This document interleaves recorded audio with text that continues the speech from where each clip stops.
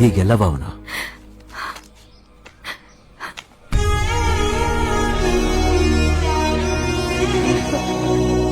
ಅಪ್ಪಣ್ಣ ಅಮ್ಮ ಸುಮ್ನೆ ಗಾಬರಿ ಆಗ್ಬಿಡಮ್ಮ. ನಮ್ ಬರ್ತೀನಿ ಅಂತ ತಾನೆ, ಬರ್ತೀನಿ ಬಿಡು. ಜೋಗಿ ಜೋಗಿ, ನಾನು ಬೇಜಾನ್ ಆಟ ಆಡಿದ್ದೀನಿ, ಆದ್ರೆ ನಮ್ಮ ಅಮ್ಮನ್ ಎದುರಿಟ್ಕೊಂಡ್ ಗೇಮ್ ಬಜಾಯಿಸ್ತಾ ಇದೆಯಲ್ಲ, ಅಂಡರ್ ವರ್ಲ್ಡ್ ಬಾಳ ಹೊಲ್ಸು ಹುಡುಗರು. ನಿನ್ನ ಬಗದು ತಿನ್ಕೊಂಡ್ಬಿಡ್ಬೇಕು ಅಂತಿದ್ದೆ,